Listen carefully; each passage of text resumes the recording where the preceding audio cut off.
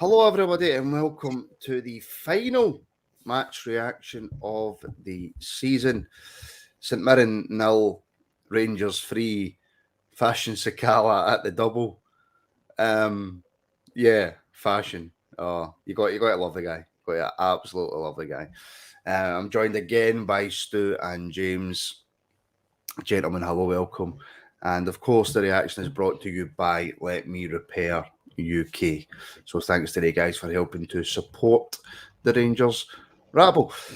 Stu, a 3-0 win, not the most. It was an end of season game. Let's just put that out there. It was an end of season game, but we finished the season off with a comfortable win. Yeah, in the end, it was a comfortable win. I said before, comfortable all the way through, not just in the end. Yeah, but I think in terms of goals, I mean, I felt like St Mirren threw two of those goals in. If I'm completely honest with you, like both Sakala goals were. I said in the chat, it was nice to see another team have horrendous defending for once. It's good from Sakala. He uses his pace very well, but they just sort of folded. They literally just crumbled as he ran at them, and the second one, the keeper literally goes down in installments. But overall, like you say, it was end of season. Players are sort of just. It was almost like the working of the ticket, wasn't it? For the guys that are going and for the guys that are here, it was just about getting over the line. But the main thing is we got the win. We finished on 92 points, which it's an outrageous points total to finish on and finish second in the league. But that's the standard of our league, where 92 points is not good enough to win it.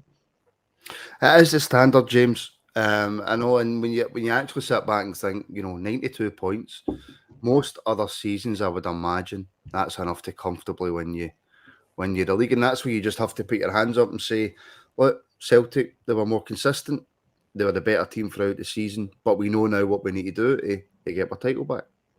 Yeah, now as much as it pains us to say it, guys, we've got to say it, unfortunately. But you're right, Martin. We need to get the players in that want to play for Rangers and are able to play for us. And I'm looking forward to next season now. I don't know what it is. I just think Michael Beale will get us playing in the right manner, in the right way, and get a winning Rangers back in that park. I think goes without saying. I think that's a conversation that we'll be having all the way through pre-season as players start to come in and we see a few pre-season games in exactly the way that Michael Beale wants to set up the team. Stu, in terms of the game today, then, like I say, it was an end of season game. St Mirren didn't offer much, but there was some needle in it, wasn't there? Yeah, which is, I think we spoke a little bit about it at the start. We thought there would be. I think that the way Cantwell has sort of put himself onto the scene, refs are already sort of targeting him because of the media and other clubs already. This is the problem with our league, right? This is the backwater problem that I really don't like about it. He's doing this again. This is the part I really don't like about our league, where the media bigs up a player, he comes here and he does that sort of arrogant. We saw him do the celebration the other day, and instead of players going out and going, oh, I want to prove that I'm better than him, they go out and go, let me try and break his legs. We'll do that instead, and we'll try and throw ourselves into him and wind him up at every opportunity. But fair play to Cantwell, because he bit back every time they did that, and even that stuff like throwing a guy down on the edge of the box. I love that, because that just showed me that he's here for the fight, and I think when we're going to be in those big moments, that he's going to be well up for it. The only problem is refs might start targeting him a little bit, but I was just happy to see him stand up for himself, and then Braskin, eyeballing, going like beelining for the biggest guy on the pitch in the second half was funny to see as well. But yeah, I think we knew it would have a bit of needle. Just glad to see that the new boys especially stood up to it. Do you know, just in terms of that moment, James, I don't even know who the St Mirren player was, right? I probably should know, but I don't. Cantwell obviously throws him to the ground, but the St Mirren player grabs him first. For me, that's 6 and 2 frees, and for me, that's part of football. There was nothing wrong with that. Whereas now fans, including ours, we shout for every little tiny incident, but I want to see stuff like that on a football pitch. Exactly. I mean, I remember a time when a tackle was applauded. Do you know what I mean? When somebody would obviously get with the foot in and stuff like that, and it would get the whole crowd up. Now it just seems to be this as soon as somebody makes a foul, it's either going to be a foul and a yellow card. It's no, the art of tackling's dying now for me. Do you know what I mean? And as you're saying, fans want to see that. That's what you pay your money for. You want to see the players that are interested in knowing that they care. So that for me is just absolute handbags. That's all it was. Just two guys grappling with one another. It was. That's all it was. Just handbags. I didn't really take any notes, Stu, what I normally do. However, Fashion Junior, the enigma that is Fashion Junior, the first goal does brilliant. Does absolutely brilliant. Really good running with the ball. Takes it past two defenders, leaves them for dead in the 6-yard box, and he scores, right? But he's got a full goal to aim at, and he aims it right at the defender. It just goes under his legs, and I'm thinking that just sums Fashion up perfectly, doesn't it? Yes, absolutely. And listen, we all love him, we do, but I think someone just put in the chat that even though his goal contribution or his goal involvements, goals and assists is really, really high. Mm-hmm. I think if someone comes in with a decent bid, I would probably be inclined to accept it, because I just think in the big games, he's not the player we're going to want. And he terrifies anyone with his pace, but just like you said, he'll beat four guys and then just blast the ball at a defender, because it's just not thinking, whether it's composure, whether it's quality. I'm not sure what it is. He has so much raw pace. He's got the right ideas. It's just technically he's just not that player, and I don't think he ever really will be. And if he doesn't go, it's fine, because he's on a low wage, and we can use him for games like this against the likes of St Mirren. But I think when we come up against tougher opposition, that becomes frustrating when he cuts in and he gets a big opportunity and he misses it. We've seen it with 2 open goal misses, and I don't want to bring the pod down with going back to those, but they're the moments you got to remember when it, you know, we look back and we just see the goals. We just see the data of he scored against this team, he scored against this team, he scored against this team. But we forget that today he scored a goal because a player fell on top of the ball and it rolled underneath him and rolled into the back of the net. Whereas that probably doesn't happen against a better side, unfortunately. I'm not going to say him too much, because I thought he always brings energy to the game, and you can never say that he's not trying. He's always given everything he can to Rangers. So if he's here next season, I'll be happy. But I think he does have value, and I think that's actually a testament to what he's done this season, that he's probably one of the more valuable assets we have in the team right now. He definitely is, James, because he's been one of our most important players. We can't also forget that for that first goal, it's great to see Yilmaz getting an assist. It was some ball as well. Absolutely brilliant ball. They just playing it along a line, but inside the fullback, which was a great ball. And the fullback was beat as soon as that ball was passed, and obviously let Fashion come in and do what he done. But just also before that, I know, man, he's a great chance to put his one up and cuts inside and puts the ball right out the stadium and into the car park. I think the ball ended up. But I agree with Stu. It's one of these things that when you look at his goals and his assists, it must be well over 20 now, surely. Do you know what I mean? Is it 17 and 24? I think so I've seen the stat.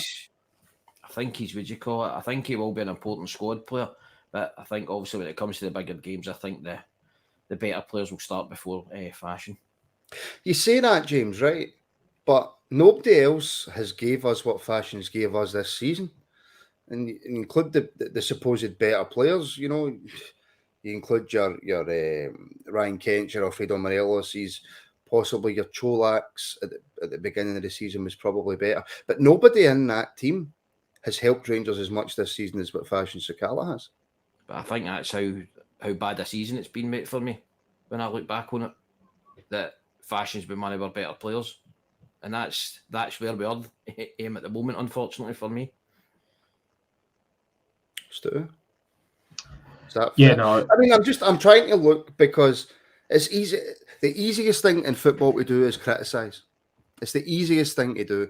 And James is right. He had a chance where he's so good running with the ball sometimes. And he has that chance where he blasts it over the bar. And do you know what? We can laugh and joke and say he hit it right at the defender for the first goal. He still scored 2 goals a day. Yeah, and listen, I'm never going to blame Fashion for he's obviously come into football quite late. He's not been a professional as long as other players have. When we signed him, we heard it was raw, and I was obviously doubtful because I'm like, how can a 24-year-old player be raw? I think at 24, you're almost molding yourself into the player you are for the rest of your career.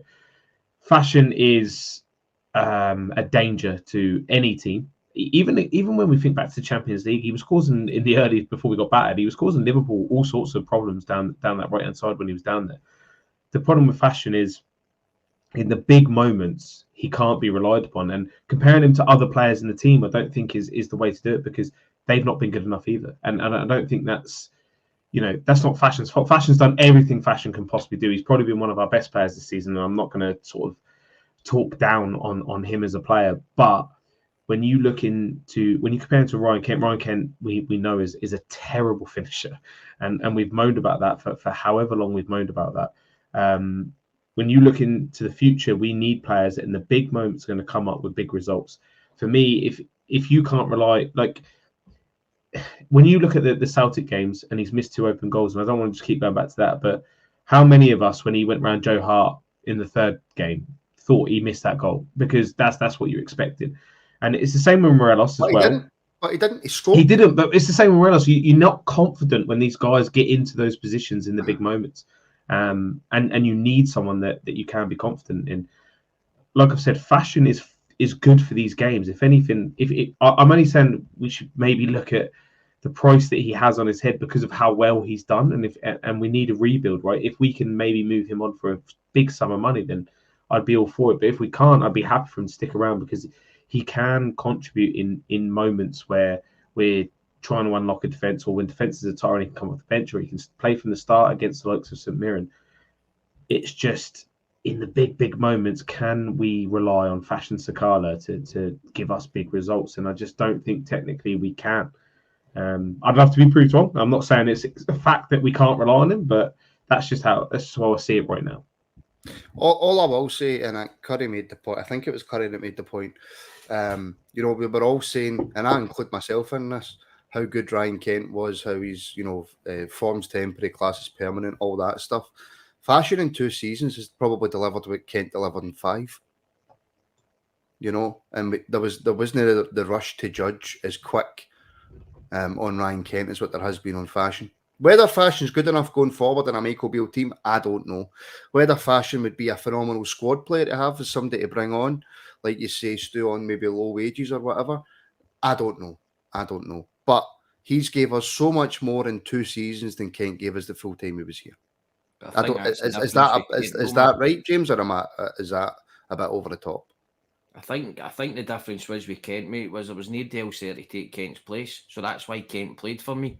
I don't think there was anybody else there that we could have played out there,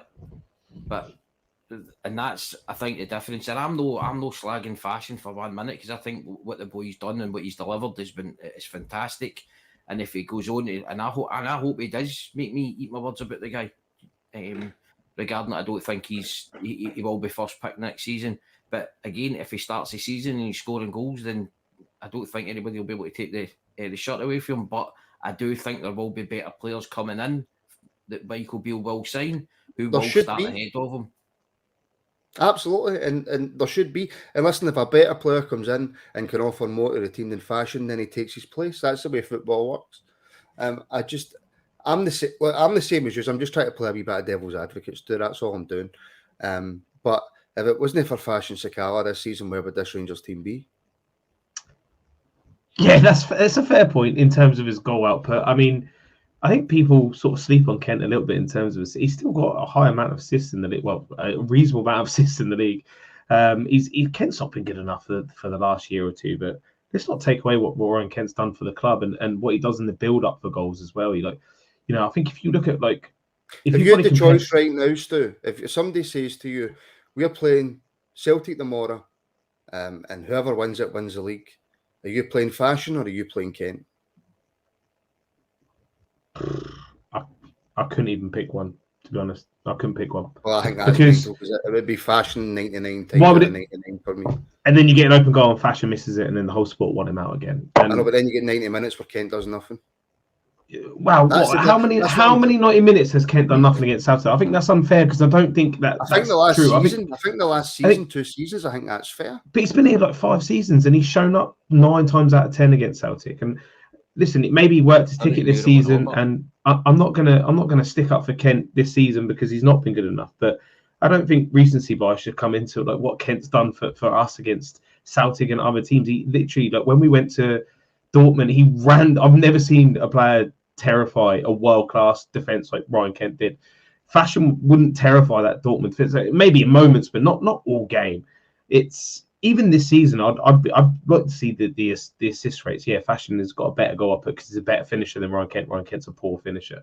But I think if you look at the all-round game as well, like what Kent contributes in the moments before goals, successful passes and stuff like that, these all add to goals. It's all good Sakala doing one moment in the final third, but what happens when he passes a ball backwards to the opposition player and they break up the pitch? Like there's more to a moment than just looking at stats and saying he scores and he assists. For me. I'm not 100% sure in the last kind of season and a half, 2 seasons, that there's anybody who would pick Kent over Fashion, and that's just the point I'm making moving forward. Fashion surely still has some use to this Rangers team. Maybe he does, maybe he doesn't. Who knows? James, a player who's kind of similar to Fashion in a way, although I'm probably going to completely contradict myself by saying that he's probably got more potential going forward, and he'll probably get to the point where he'll never show us it, and it's going to be another SIBO thing for me personally. Rabbi Matondo, again in that first half, great run and just absolutely blitters the ball right over the bar. Today, did he show you anything that says, this guy can do something for us next season? I really want him, I really want him because I do think there is a player in there. There is some things, his runs and stuff like that. I think he's getting when he's running at somebody, and I think it just also comes down to that knowing what to do with the final pass. And he's not the only one in the team. But I think going forward, I would keep Rabbi about because I do think there is a player in there. Yeah, I mean, Stu, there's always players that come to your club. And there's players that you come to your club and you think, don't rate him, don't think he's good enough, and you never really take to them. And then there's players that you really take to, and you're desperate for them to do. You're desperate for every Rangers player to do well, but there's players that you take to, and you really want them to do well. And then there's players in between that. And for me, that's where Rabbi is for me. I think there's potential there. I really, really want him to do well. He's so quick with the ball at his feet. There's things that he can do that nobody else in that team can do simply just because of the pace that he's got.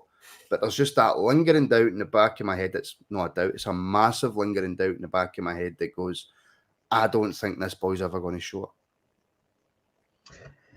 Yeah, I think I agree mostly on what you said. I just think with Rabbi, I don't know if it's a confidence thing that's affecting him where, he came in, he was put straight out on the right, and listen, we don't know how he was signed. We don't know if when he came in, it felt like he was signed as a right winger, but that's obviously not his natural position. I think Scott's bang on there. He's low in confidence. He shows little bits where you think there's something here. There's something we can work with this boy. Like when he goes on that mazy run at pace as well. That's why defenders. At first that looks like a basic run, but it's not. It's just because he's running at speed. Defenders can't touch him. And even that little quick. I love this when players do it. When that little quick shift with the foot and the strike at the same time. It's almost like a shift and a strike at the same time. It goes over the bar, which is unfortunate. But he does really well to get into the position. I've got doubts like you whether. Is his confidence ever going to recover? I think he's going to be a big player in terms of for whether he has a Rangers future in the first sort of 2 to 3 months of next season. Give him a proper pre-season, and then we're going to see what Rabbi Matondo can do, hopefully. But I feel like his chances of success are less than 50%. That's not to say he can't be a success, but I just think that Rabbi has been very unfortunate with how his Rangers career started, and I don't think he's ever really recovered from it. It's hard to get that back, though. It is. Curry in the comments. please stop with these confidence excuses. Every time a player is poor, it is the old, here's low in confidence. Fed up with this made-up excuse. It's not a made-up excuse. How's it a made-up excuse? It's been shown throughout like most of football in time that when players are low in confidence, they don't play well. If you don't like a player, you don't like a player. You don't need to put in a stupid comment like that saying it's a made-up excuse. Paul makes a great point, by the way. Bang on. Yeah, 100%. It's confidence is a massive, massive thing in football. I don't think there's anybody really that can possibly disagree with that. Rabi's shown it. Wait a minute. Where did you hear that? I hear what? Can I come in on that regarding like the confidence on players and stuff, right? I've got my coaching badges, right, and I'm not going to say I'm the world's greatest coach, but the first thing I did... Arden under 11s. Aye, it was, mate.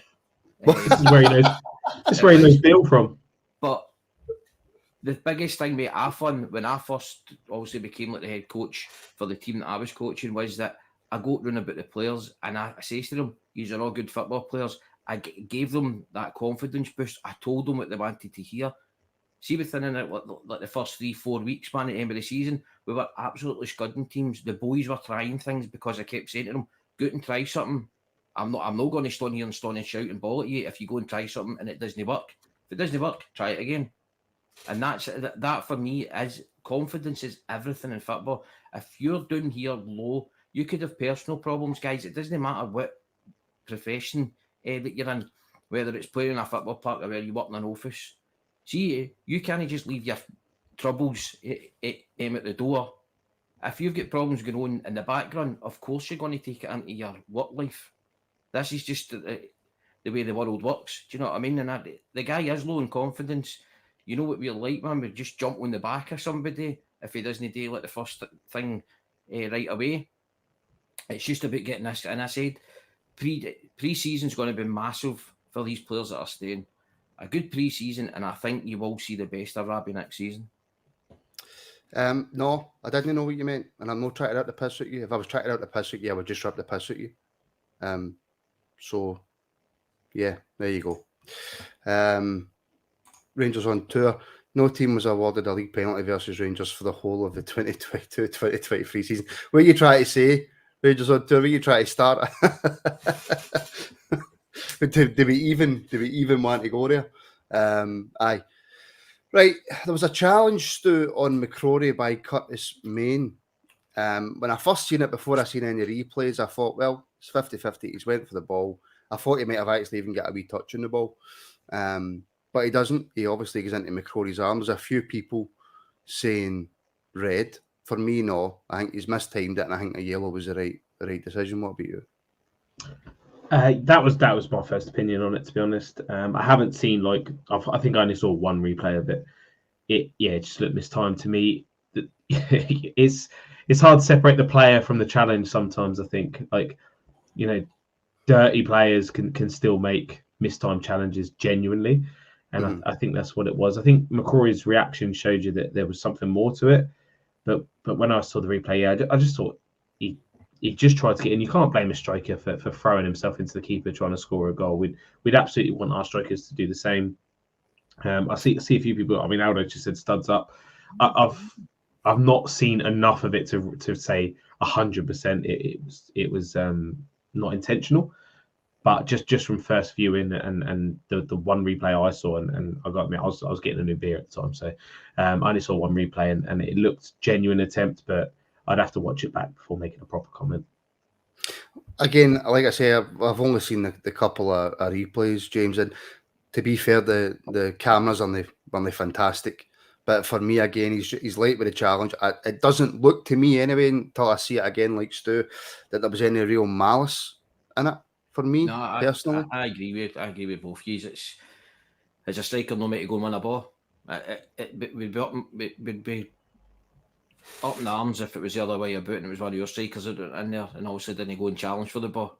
For me, there, guys, it's all about bravery, about going for the ball, and we rang. McCrory was brave. Again, I've not seen it. I've only seen it once, but my first thought was, no, a yellow card was probably suffice on it. I don't think if he's with him, he studs up, and obviously folk are obviously saying that he did, then I'll also need to watch it again. But for the first time, nah, I don't think it was a red card.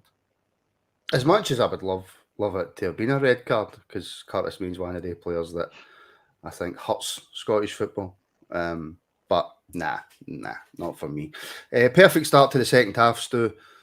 Fashion Sakala again, a brilliant run, a hard shot. Don't get me wrong, he hits it with some good power. But if it sounds like I'm having a go here, and I'm really not. If that was Robbie McCrory, I don't think we'd be too happy, would we? No, but I think a goal can be good for the player that scores it and bad for the keeper that concedes it at the same time. I don't think they're like He's mutually right for him, exclusive. though, doesn't it? Yeah, it does. Fashion does really well out from the left, and the goals I see that he scores. I'm not going to sit here and claim I watch Zambia on the regular, but his goals pop up on Twitter when he scores for Zambia, and he always seems to cut in from the left whenever he scores a goal for them, and that's obviously where he went out for us. And like I said before, I've just been sticking up for Ryan Kent, but he has occupied that left-hand side this whole season, right? And no one else has got a chance. We talked about Rabbi, maybe that's his strongest position. It'd be good to see him out there, but forget that's maybe Fashion's strongest position as well. And I think today he showed what he can do. That pace when he gets an, I don't know if there was an overlap this time, but when he does get an overlap, he is that guy that can cut inside with that pace, because you might know what he's going to do, but you can't keep up with him. So it doesn't really matter a lot of the times. He hit it a lot harder than I thought he did when I saw the replay. At first, I thought it was dreadful. But when you see the replay, he does hit it hard. Maybe it's just that awkward angle for a keeper where it's like between the elbow and the body. But still, your keeper's got to save that. Trevor Carson saves that for me. So I know they put that Aminsky in goal, whatever his name is. He didn't cover himself in glory. I think he didn't look good, did he? He didn't look good. He went down very, very slowly for it. You've always got to be worried if your keeper can't. It looks like it's in the centre of the goal almost. So you've got to be a little bit okay. But at the end of the day, as a forward player, all you can do is put your shot on target, and you can't ask much more than Fashion. He's done that really. It's maybe against a better team it doesn't go in, but today it wasn't a better team and it did go in, and all credit to him because he sort of made that goal, if I'm honest. Well, I didn't even notice this, but Finn Fogel saying it took a deflection as well. So maybe that affected the keeper. You don't shoot, you don't score. You don't buy a ticket, you don't win the raffle. If you're a striker, James, and you're on 2 goals, and then the manager takes you off, you're going to be raging, aren't you? Of course, I think you could see it with him and all. You could see the arms were up and all that, as if what you're up to. You take me off. Of course, you're going to be raging. Any striker that isn't raging when you're sitting on 2 goals going for a hat trick, then there's definitely something wrong with you. But I don't know if he's maybe. I was going to say protect him, but what's he protecting him for? You know what I mean? It's not as if we've got a game next week or anything. So I probably was a bit upset about it. But it's good to see that though, that he was raging coming off. That's what I want to see. I want players when raging, knowing that they've been taken off. Do you know what I mean? Aye. I mean, the subs were Fashion, Ridvan, Hadji and Tav off, Colak, Barisic, Arfield and Devine on. And Stu, regardless of whether it's the first game of the season, the middle of the season or the last game of the season, when you make 4 subs, it kind of kills the game, doesn't it? It does, yeah. Just touching on Fashion quickly. I don't know what this is. This is like a modern football thing, a modern manager thing. The amount of times I see strikers on 2 goals get subbed off, like it happens all the time, especially in the Premiership. Like, because I play fantasy league in the Premiership, and the amount of times striker gets 2 goals and then he gets subbed off. I don't know why a manager won't leave him on unless he thinks he's going to be greedy. I don't know. I don't know why a striker on a hat trick ever comes off. And Stephen Gillespie said, "Why is it such a big deal?" But I don't know. There's something about a hat trick, isn't there? There's just there's something romantic about it. But yeah. It does kill the game, especially that many subs. Obviously, since this rules changed and we can make up to 5 subs, I was a bit disappointed that Lowry wasn't getting any minutes. We touched on him at the very start of the game, and we thought he might make an appearance. The same last night, Martin, me and you spoke. We thought Bailey Royce would at least appear from the bench. I thought that, and I said to you, I thought there's a chance that he might actually start. Yeah, I don't think he would start because he's obviously been involved in games very recently. For the youth team, but I did think he would get minutes today, so I was a bit disappointed he didn't. But it's part of the course. It's last game of the season. It's not the end of the world. But yeah, it did kill the game. Died right down. I was pleased to see Colak come on and Arfield, of course. But yeah, the game was almost played at a walking pace for the next 10 minutes. Nothing much really happened until obviously Tony got his chance and took it. Well, player of the season for me, Cantwell, when he's only been here for 5 minutes. Puts in the corner, James, and who was it? Raskin flicks it on. So Cantwell to Raskin flicks it on, and I'm delighted for Big Tony. He absolutely deserved that goal. Aye, and you could see that. I think he was pretty happy with himself for Romy when he jumps over the barriers and into the crowd. You know what I mean? But it's good he's come off the bench, scored a goal. Hopefully, it'll give him confidence getting into next season as well, mate. Do you know what I mean? Sign off with a goal as well. And hopefully he comes back next season, fighting fit and ready to rock. So you mentioned it there, Stu. No Lowry, no Rice coming on the park. Do you think that? And I don't know if it was somebody in the comments or I seen it on social media. Do you think that was because of the way that the game went and how physical the game was that Lowry and Rice didn't get a chance, or what was the managers thinking of not giving them any game time? No, I don't think the physicality of the game was the reason. I think at the end of the day, if Bill can't trust players to come on and be involved in a physical game, then Rangers isn't for them, because we play in a league that unfortunately is full of those games. And I think these guys, especially like Bailey Royce this season, he's a first pick choice for the B team, playing in the Lowland League where physicality is like the number one point of the game, right? You're playing against 30-year-old guys that got to go to work on Monday. I don't think he's ever going to make a decision based on he's protecting players and things like this. I just think he thought, Arthur was always going to come on. Colak was always going to come on. He singled them out before the game. Divine, I mean, we haven't seen him for a while, so I felt that was a little bit of a strange one, but unless he thinks... I mean, I don't know what's happening with Sterling. I assume Sterling can play this right centre back, but he's going to mainly cover right back. Or unless he just wanted Divine to have a few more minutes and put himself in the shop window for a loan next season. I don't know. Maybe it was a lottery. Maybe it was like a lucky dip, and whoever came out is the ones that come on. But I think we were always expecting Colak and Arfield for sure. Like they were 100% going to make an appearance today. The rest, I think, he could have picked anyone from that bench, really. Now, obviously, King came on from the Tondo later on as well. James, in terms of a couple of individual players, then, again, for me, John Souttar, if we can keep this boy injury-free, it's him and Goldson next season, isn't it? Yep, 100%. Because I've got down here, mate, my wee notes, just he was first to every single header of the day. I just thought the big guy puts his cell in there that... in the way of everything. It's something that we've been crying out for, a defender that will go in there and block things. He'll fling his body at it, his legs at it, he'll block everything, just to make sure that the opposition only getting a shot on target. And he was an absolute standout again today. And you're right what you say, Martin, it's going to be Golson and Big Souttar going forward next season. And again, he has made me eat my words about him, which I am delighted about, because he's shown that he's an absolute class defender. Scott in the comments has asked a question. I'll get to it in a second, but Stu, just on Souttar, it is integral that we keep this boy injury free. It's going to be very difficult because he has a history. He's not really played any full seasons. He always sort of picks up, even if it's just a little niggle, he'll pick up something. I hope we do. I hope we can get to the bottom of the injury problems. He's a player that ever since he was at Dundee United, I really, really like the look of him. You forget how good he is on the ball as well. Like footballing ability is sensational.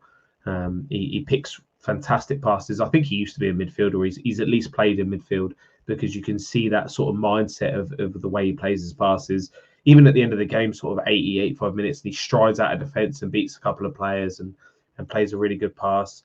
In the air, everything we've missed from defenders recently, a guy that will dominate the air. And I don't just mean winning a few headers. I mean going through a guy and winning a header and leaving them crumpled on the floor, throwing himself into everything. Delighted for him right now. He's passing as well, Stu, and his game intelligence is phenomenal. Yeah, that's what I'm saying. His actual ability on the ball is ridiculous. He's such a good football player, and if he could have kept himself fit, he would have moved a long time ago from Hearts down south. I've got no doubt about that, because that's how good of a player he is. I don't want to get too into it, because I know I almost want to fall in love with the football player that he is, right? But I know like I'll do that, and in 2 games he's going to get injured. But I hope not, because I think he could be a big player for us. Do you know, Robert, I can't bring myself to say that. And I know that's probably how it's pronounced, but my OCD in my brain doesn't let me say that. It's got to be Raskin, because that's the way it's spelled. And I know that's stupid. I know that's an extremely stupid way to look at it. But no, it's Raskin for me. Guys, what is it with your love for Goldson, Martin? He's a pish defender, right? Well, he's not a pish defender. That's a ridiculous statement. Goldson's a very, very, very good defender. And James, it might be that you bring somebody else in and Suter and another player. Partner and Goldson doesn't get started, or Goldson and somebody else, and it's not Suter. I'm not saying it's definitely going to be Goldson, but there's other positions on the park that I think we need to look at first before we go back to looking at a new starting centre back. Because for me, anyway, and listen, I don't know why people listen to me. Listen to the other guys on the pod. Don't listen to me, because I know nothing. But I think Goldson's a really, really good top defender who, if it's Goldson and Suter as a defensive partnership, and we get the rest of the team right, that's good enough to win the league. Aye, everything else will fall into place. To say he's a pish defender, I'm sorry, I don't agree with that one bit, because look at us after he got injured against Liverpool. What happened to the defence? The defence went to pot. So to say that he's pish, that's all. No, sorry, you can't say that. That's just, it's not right, because don't get me wrong, obviously Goldson's been at fault for a couple of goals and stuff like that, but what player doesn't make a mistake during the season? You can't get through a full season without making 1 or 2 mistakes. But him and, well, I would say aye, but I would say mainly back in the early days, the one against Hamilton and stuff like that was horrendous. But without Goldson at the back for the majority of the season, we'd have probably been in a worse state than we were. And nobody will ever tell me any otherwise about him. But when we lost him against Liverpool, the defence fell away and the whole team fell away after that, I thought. Yeah, just for me anyway, Stu, it's that I would, if the first game of the season we've got Goldson and Suter as the back two, or if he decides if he stays with a four and we've got Goldson and Suter, I'm happy. Yeah, I think Goldson organises the defence very well. I've got my own problems with Goldson in terms of him overall. I'm not saying he's pish, like he's obviously a good defender. I think his long-term a position I would like us to see fill, and if Suter could stay fit, I think he can organise the defence. It's just whether he can stay fit. We definitely need someone of Goldson's ilk, because, like I say, he is the voice on the park. He's almost the captain without being the captain. And before, obviously, he's picked up a couple of injuries lately. Before that, he was obviously ever present because he would never, ever get injured. I don't know. I think Goldson is the least of our worries in terms of what we got to replace this season into next season.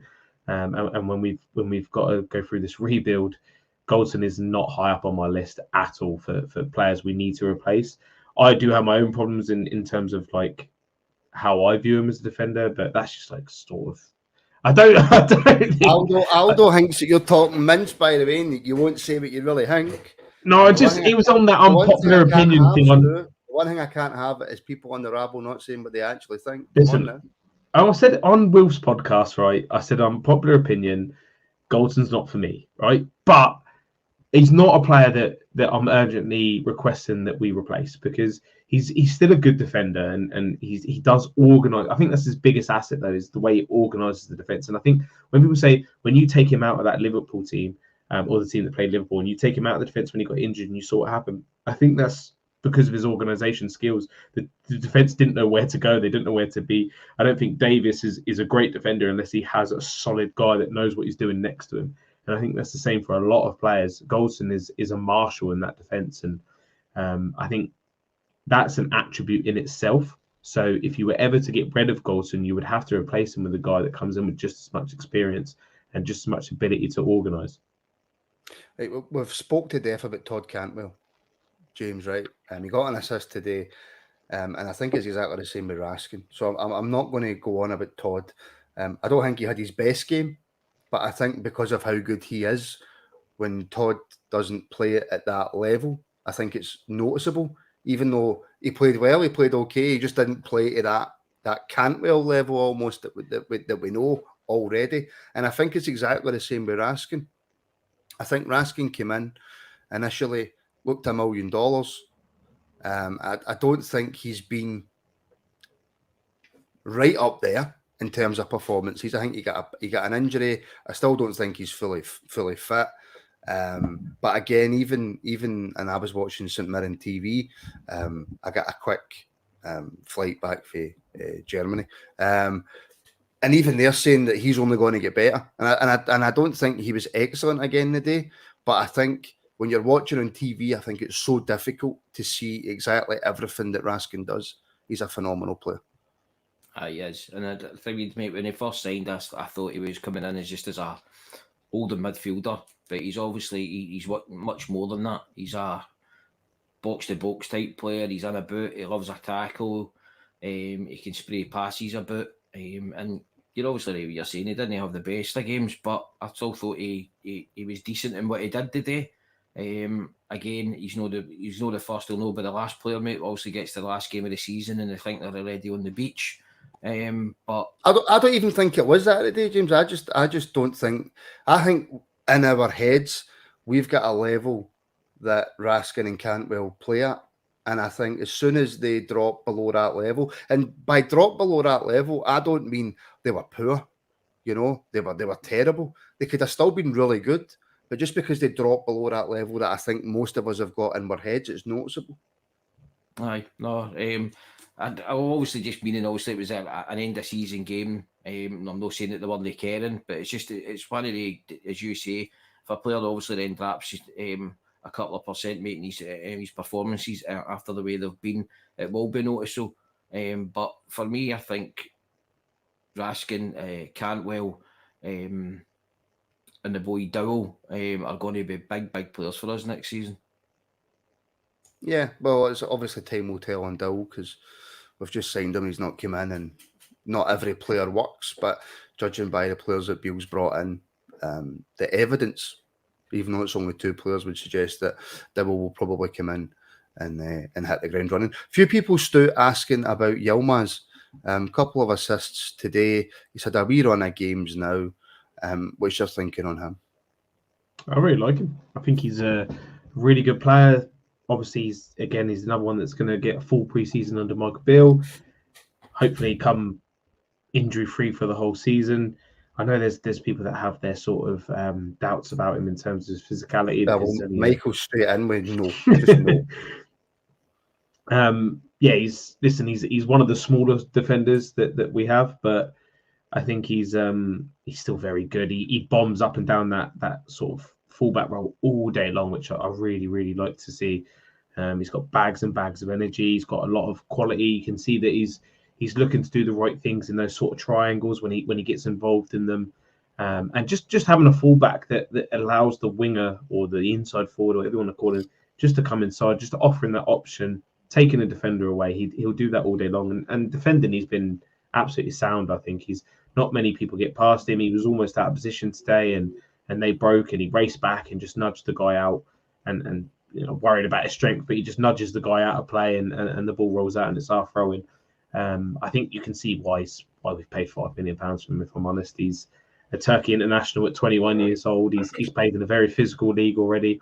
I've got no doubts whatsoever that Yilmaz can come in and be a first choice left back for us for at least a couple of years and be sold on for a healthy profit. Yeah. Gaz is asking, Martin, are we signing Van Veen? Right. Now, first of all, the Rangers rabble, myself, the guys, have absolutely zero inside knowledge, 0 contacts, don't know anybody. I'm trying to work on that, by the way, but I've got no idea who Rangers are signing, who Rangers are close to signing. It's pretty much the rumours that we see on social media. I'm not one of these guys who's going to come out and pretend that they've got sources when they don't have sources. I don't. I would imagine Stu doesn't. I would imagine James doesn't. And I would imagine that anybody associated with the rabble wouldn't pretend that they do have sources. But we're 100% going to sign Van Veen. I have no idea. I've absolutely no idea. I know it's not part of the reaction, but just very quickly, James, Van Veen's had an excellent season for Motherwell. Is that a signing that you could see Beale being interested in? Like Finn Fogel's just said in the comments, he's 32 years old. Beale did talk about, more experienced players coming in, but just for me personally, I wouldn't be going down the Van Veen route. No, I wouldn't go near him. It's all good and well doing it for Motherwell, but it's a massive leap going from Motherwell to doing it for Rangers, because at Rangers, as we've seen with Morelos, you need, if we get one or two chances in a big game, is Van Veen the man that's going to take the chances? I don't think so. It's all right, obviously, as I said, doing it in Scottish football for Motherwell, but there's a huge jump for going from Motherwell to Rangers for me. And I'm not saying that it can't be done. I'm not saying that. I just don't think that Big Van Veen's 32. And I think when Bill was going on about experience, he was going on about guys that have played in big games, no somebody that's going to come in the rank side of 30, because I don't think that's the model that Rangers are going down now. It's going to be young players that are hungry, want to do something, and will be able to sell them for a huge profit in the future. I know. And Stu, if it was like a 500k punt, that's too much money for us to be just wasting on a punt, innit? Yes, it is absolutely. Listen, I watched his first game for Motherwell and I thought, that's a player, isn't it? How good is he? And then I looked up his age and I was like, oh, that's a shame. And that was pretty much where it ended for me, because I think he's fantastic. He's obviously got bags of quality, but for whatever reason, it never went further than Scunthorpe, I think it was for him. And now it's Motherwell, and I think he's on 24 league goals. And if he gets a hat trick tomorrow, he ties the Golden Boot award. But yeah, it's probably. Listen, it's not the days of Claudio Caniggia when he's 34, but he's won a World Cup and he's played for some top teams around the world. The guy's not played for top teams, and he's not had great goal scoring seasons all his career. So interesting to see how he does. Somebody put in the comments, Stu, it's a lot of money for us to go for a guy who's been pretty much a jobber and has had an Indian summer. Yeah, I mean, yeah, you could call it Indian summer, and it'd be. I'm just about to say that it would be very interesting to see what he does next season. Obviously, it's not. I don't think it's going to be at us. I'm very confident it's not going to be at us. I think if he doesn't get a move, it's going to be very, very interesting to see what he does at Motherwell. But if not, if I'm Hearts and Hibs, Aberdeen, I'm looking at someone like Van Veen, because I think he's almost perfect for them. But yeah, I can't see him coming into us and being a third choice striker that comes on and then does what he's not going to get the time and space that he gets with Motherwell when they're playing St Mirren. He's going to get the ball and then someone hits into the back of him straight away. So it's too much of a learning curve at 32 when you've not been at that level ever in your career. I know. Celtic fans jumping in the comments when I could have swore their team were doing something the day after a game. If we're a better watch for Celtic fans than watching their team lift a trophy, then I think that's a massive compliment. So yeah, thank you very much. James, sum up the season in a minute. Started off, mate, with promise. And it kind of fell away, mate.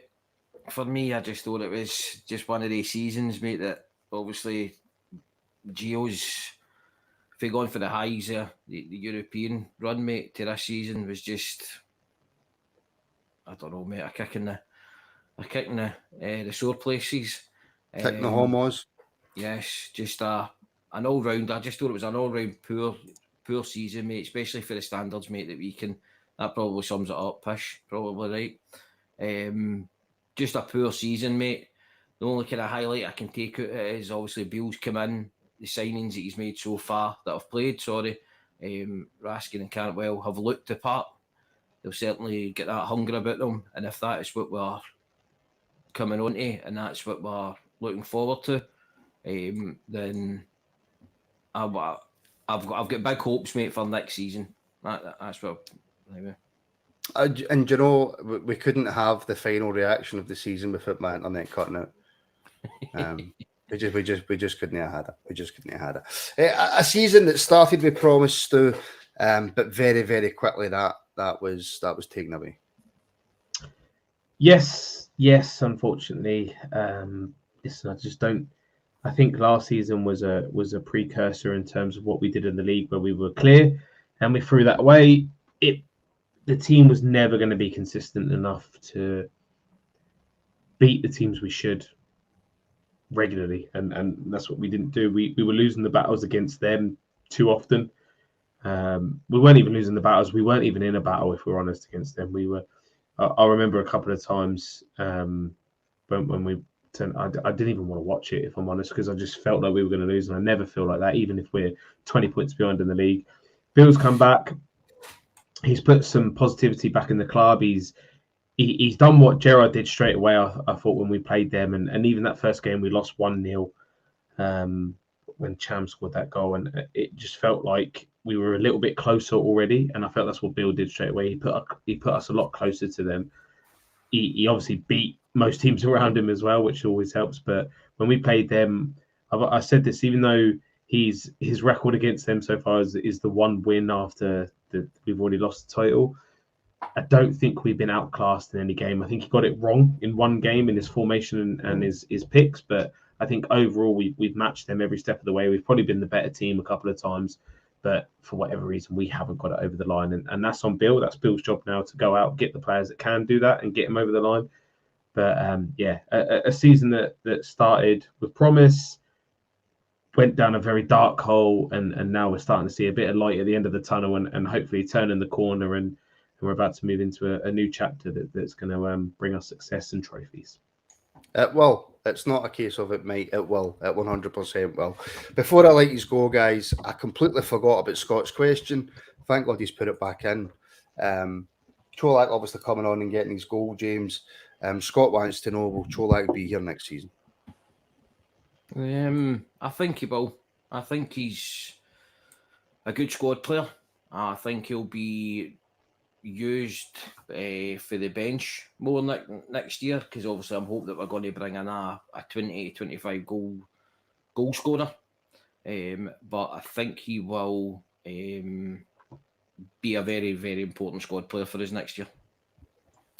Stu, Colak would give you 20-25 goals. If he was played to his correct position, formation, whatever. Will he be here next season? Yes, I think he will. I said on our Patreon yesterday that I sort of reassessed my view of Colak after maybe recency bias, like dominates everything in football, and we're all guilty of it, and I've been guilty of it with Colak, because I love the guy when he come in. I love the guy before he come in. I thought he was a player that we should look at as soon as he scored against us for Malmo, because I thought he looked really good in that game. I think he's just a goal scoring magician, if I'm honest. He's a guy that if you put him in front of goal, he'll put the ball in the back of the net 9 times out of 10, and that's what we talked about earlier in the pod. We need a guy that can do that. He might not start every game, but he loves the club, and I think the fans do love him, and it's easy to forget how good he was at the start of the season. He was dragging us through the early part of the season with some of his phenomenal finishing. He's had an injury. He's been in and out of the team, a new style, a new formation. He's not had a proper run, but he's still come on, and he's contributed a couple of goals here and there.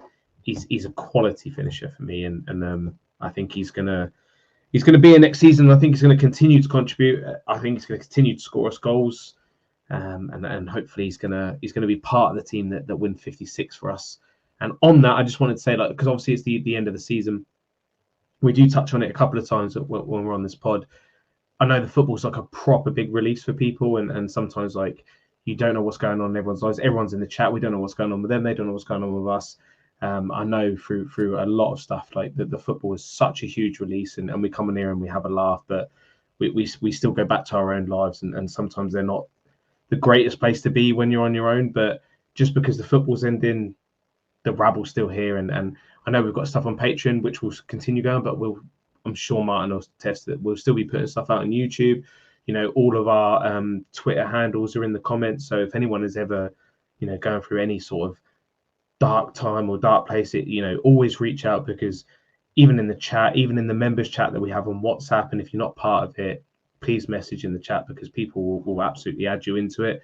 It's just good to have a group of fans that are all like-minded, share the same interests and everything else. And I've been there myself. It's not a nice place to be, but everyone is always here for you and always supporting you. So if whether you reach out to me, the Rabble, James Martin, anyone that's on the show, or anyone in the chat, everyone would be there to help you out. So I just wanted to say that. And yeah, we'll be going to be back with plenty of content, plenty of quizzes as well. We're going to get the quizzes back involved. Yeah.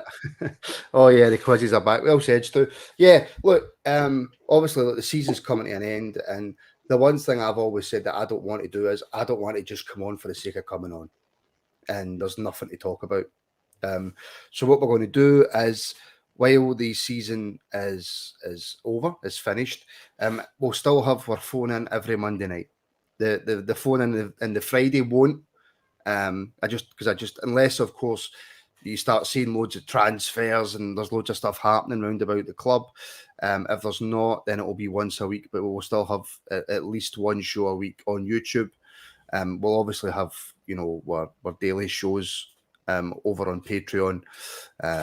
You know, yeah, our Legends series, we're getting to know yous, our Rangers 11s, the EPL, everything will still be on Patreon, but we will still have at least one phone in a week on YouTube. And it's going to be strange not having the build-ups and the reactions, to be honest. They are the hardest to try and get people for. I'm not going to lie, which is why I'm going to try and enter into some kind of discussion with Rangers. But yeah, that will do us, gentlemen. My thanks to Stu and to James and to everybody in the comments who's been here throughout, all the build-ups, all the reactions, everybody that's part of the rabble that has helped, all my co-hosts, contributors. Let me repair for sponsoring the show and helping us carry on. Everybody who's signed up to Patreon, the lot. The links are in the description for all our socials. Like Stu says, if anybody's ever struggling, please reach out. We've got a great community here at the Rabble, and there's always somebody to talk to. So yeah, we'll be back on Monday. It felt like a wee bit of a swan song, as if that was the end of a series there, didn't it? But we'll be back on Monday at 7:30 for the phone in. We'll be back tomorrow night, 7:30, live on Patreon for your Rabble Sundays. So yeah, that's us. Anything to add, James? Do you want to add to what Stu's done, or is Stu just totally done you in there with his? No, I think he's obviously pick up on it. I will say, just contact somebody if you're ever struggling, guys. Talk, because I've been there before. I've got depression, and the best thing I ever done was I opened up, and it was the best thing I ever done, guys. So anybody ever needs anybody to speak to, talk to, just get in touch with us, because we're all more than because I can talk shit all day. Aye. And also keep your eyes out, folks, because we're going to try and do a lot more Rabble on the roads. I'm in discussions just now with, another venue, and we're hoping to get one done before the start of the season, and then maybe do quite a few throughout the season as well. But on that, thank you all for tuning in and all for watching, and we'll speak to you all very, very soon. Cheers.